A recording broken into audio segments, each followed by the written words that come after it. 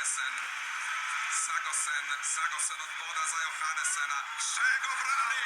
Koliko je do kraja? 15 sekundi. Idemo napred. Moramo napasti.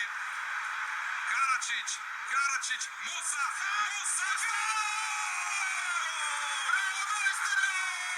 Ide šut! Šego!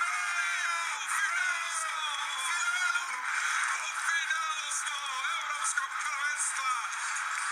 Na nevjerojatan način!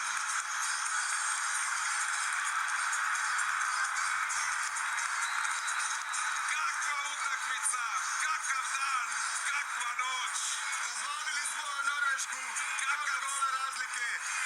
Kakav će ovo biti sladak san nakon ove muke. Ojoj, kako smo pobjedili. 29-28.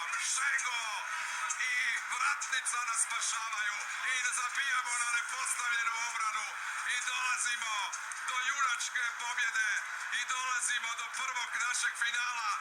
Nakon 10 godina.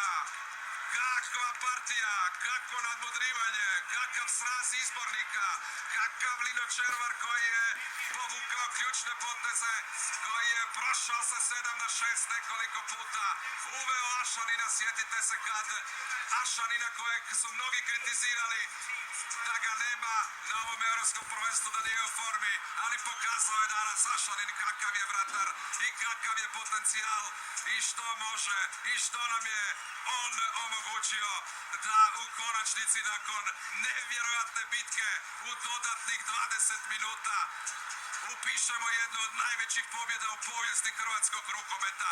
Srušili smo dvostrukog viceprvaka svijeta 29-28. Od sve 4 reprezentacije nama su davali najmanje šanse i službeni EHF-ovi, analitičari, njihovi portali, novinari i javnost ovdje. Nitko nas nije vidio, a mi smo u finalu. Mi smo nakon 10 godina tamo gdje i pripadamo.